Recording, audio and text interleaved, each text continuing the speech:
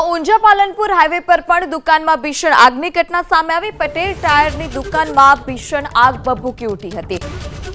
આગ લાગતા જ ફાયરની ટીમ પણ ઘટના સ્થળ પર પહોંચી। દુકાનોમાં ટાયરનો જથ્થો હોવાથી પળવારમાં જ આગે વિકરાળ સ્વરૂપ ધારણ કર્યું હતું।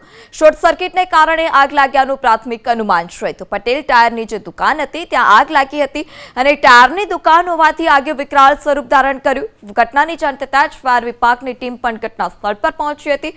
પાણીનો મારો ચલાવી આગ પર કાબુ મેળવવામાં આવ્યો છે, જ્યારે લાખો રૂપિયાના નુકસાનીનો અંદાજ।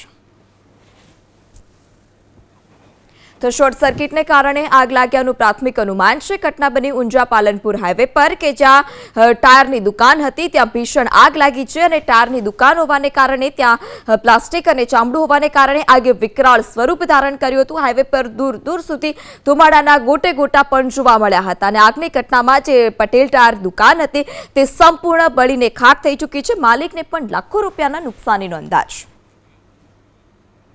પંચમહાલના ગોધરામાં જૂની બિલ્ડિંગમાં ભીષણ આગની ઘટના સામે આવી। ગોધરાના સિંગલ ફળિયા રોડ પર બિલાલ મસ્જિદ પાસે આગની ઘટના। બિલ્ડિંગમાં આવેલી 10થી વધારે મકાનો અને દુકાનો જે હતા તે આગની ચપેટમાં આવ્યા હતા। ગોધરા, હાલોલ, કાલોલ, લુણાવાડા શહેરની ફાયરની ટીમ ઘટના સ્થળ પર પહોંચી હતી। 10થી વધારે ફાયરની ટીમ ઘટના સ્થળ પર પહોંચી હતી અને આગ પર કાબુ મેળવવા જહેમત પણ ઉઠાવી। આગ લાગવા પાછળનું ચોક્કસ કારણ હજી સુધી સામે નથી આવ્યું। આ આગની ઘટનામાં કોઈ જાનહાનિના સમાચાર નહીં।